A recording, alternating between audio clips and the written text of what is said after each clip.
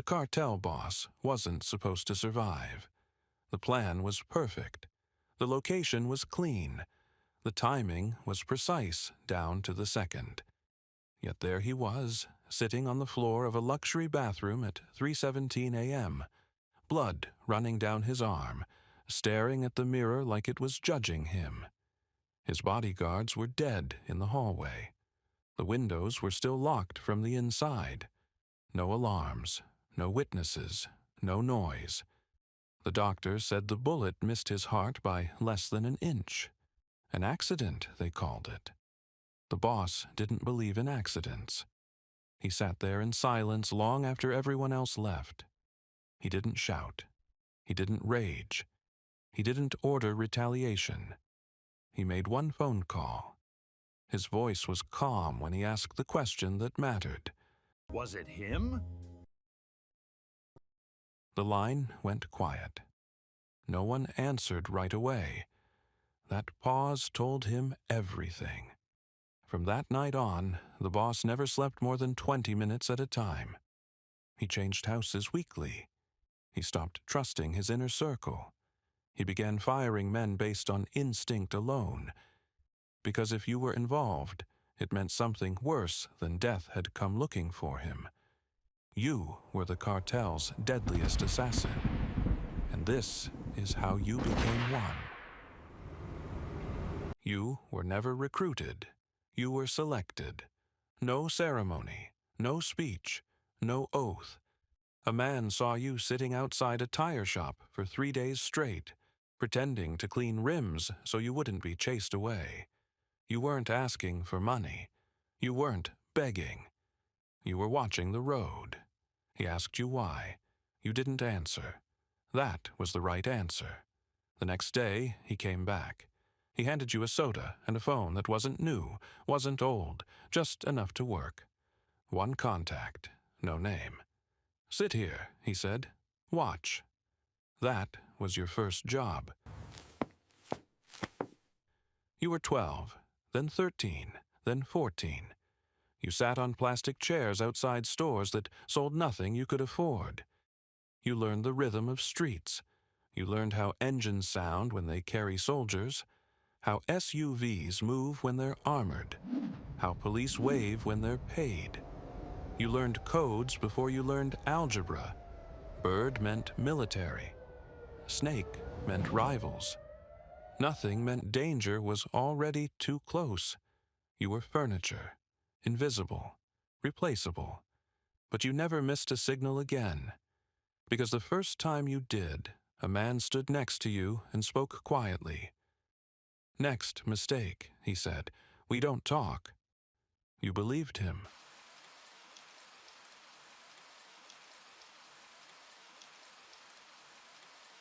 When you turned 15, they stopped leaving you outside. They brought you to a house with no decorations and too many locks. That's where the real training started. They didn't beat you first. They starved you. Not enough to kill you. Enough to sharpen you. They made you sit still for hours. They punished movement, not failure. They watched how you reacted when nothing happened. They wanted to see if boredom would break you. It didn't. They don't give you a gun. They give you errands. Drop a phone here. Pick up a bag there. Wait in a car for 6 hours without moving. They're not testing obedience. They're testing patience. Pain came later. They tied your hands and made you kneel on concrete for hours. They struck you randomly so you wouldn't anticipate it. They taught you how to fall without breaking bones. A man with a crooked nose showed you how to take a punch to the body so it looks worse than it is. Pain is information, he said. Learn from it. Don't react to it. You learned how long you could hold your breath, how far you could run injured, how to keep moving after the point where your body says stop. Nobody praised you. Silence meant you passed. This was the worst part. They locked you in a room with recordings playing all night, screaming, crying, begging.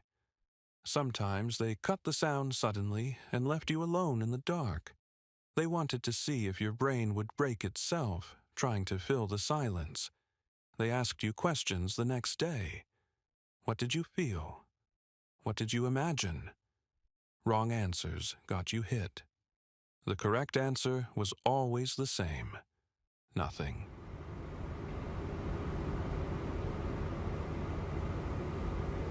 They didn't tell you it was a mission. They said, "Come with us." You sat in the back seat of a car for 2 hours. No music, no talking. They stopped near an apartment building. Normal place. Lights on. Kids' bikes outside. They handed you a gun. 1 bullet, the handler said. Use it or don't come back.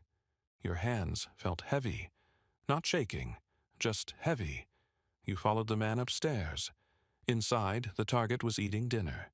He looked confused more than scared. You remember noticing the smell of fried food. You remember thinking how ordinary it all was. You shot him once. You didn't aim where movies tell you to aim. You aimed where training told you to. It was over immediately. On the drive back, nobody spoke. Later that night, you threw up. No one punished you. That meant they expected it. They stopped giving you guns. They taught you how bodies actually work, where arteries sit under skin, how pressure shuts down airways, how long the brain survives without oxygen. You practiced on dummies first, then animals, then people who had already been marked. You learned to count seconds in your head without looking at a watch. You learned that hesitation is louder than footsteps. One mission lasted 3 days. The target was a security chief who never stayed in one place. You lived in a rented apartment across the street from his girlfriend's place. You watched him through curtains. You listened to arguments. You learned when he slept. On the 3rd night, you entered while he was in the shower. You waited. Water covered sound. Steam blurred vision. When he stepped out, it took 4 seconds. You left before the mirror stopped fogging. Another mission required patience. A businessman traveled with bodyguards everywhere. You didn't approach him. You approached his habits. You replaced medication, adjusted dosage. 2 weeks later, he collapsed in public. Nobody suspected a thing. Doctors called it natural. That's when your reputation changed. By 22, you have a name, not a real one. A word that never appears in messages, only pauses. When your handler says, "Someone is asking for you," it means negotiations have failed. You don't kill loud people. You kill important ones. Accountants, security chiefs, men who think distance keeps them safe. You study routines like prayer schedules.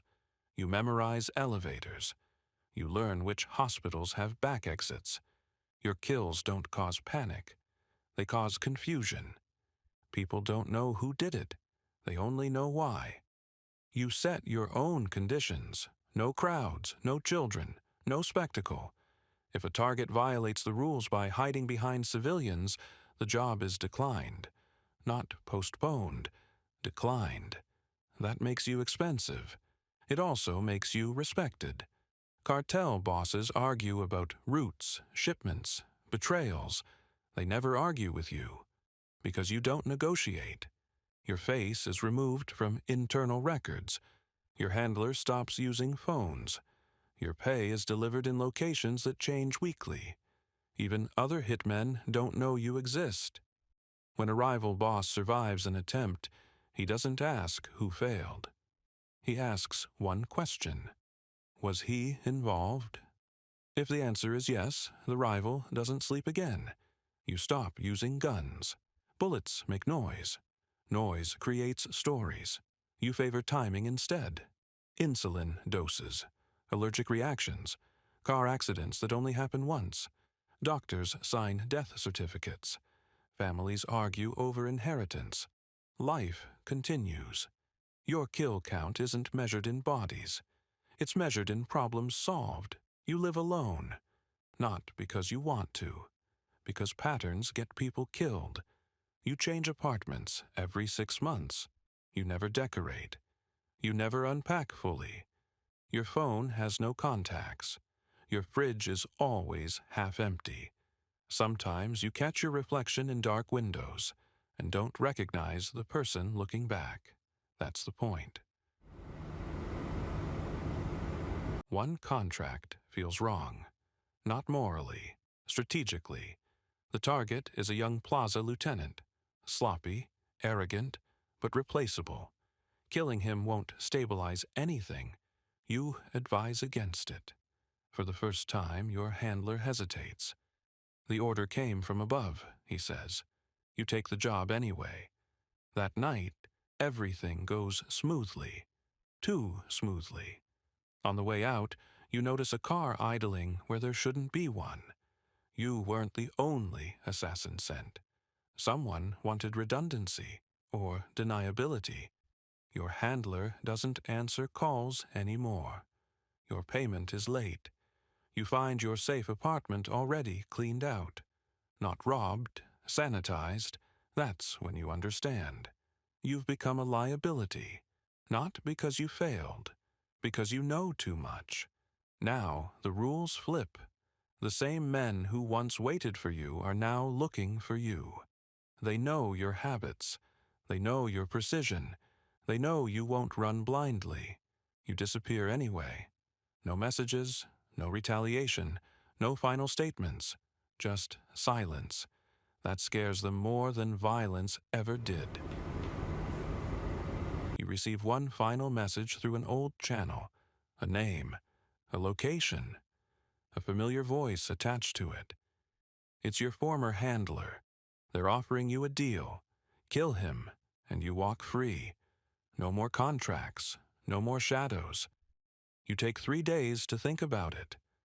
That's longer than you've taken on any job in your life. You find him in a quiet house outside the city. Older, tired, no guards. He doesn't reach for a weapon. I trained you too well. He says, they'll never stop hunting you. You believe him. You also understand something else. You were never meant to survive this career.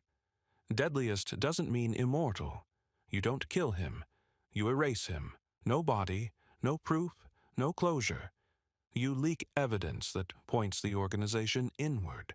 Let paranoia do the rest. Cartels collapse faster from distrust than bullets. Years later, rumors still circulate. Some say you were killed. Others say you became a myth used to scare rookies. Every time a high-value target survives an impossible situation, your name comes up again. You live somewhere quiet now. Different country, different name. No mirrors. You don't miss the work. You miss the silence that came after. Because when you were the cartel's deadliest assassin, the world only made sense when someone else's life depended on your precision. And that's the most dangerous thing about you. You were perfect at it. Subscribe to support Drimlo. Like and share if you enjoyed this journey.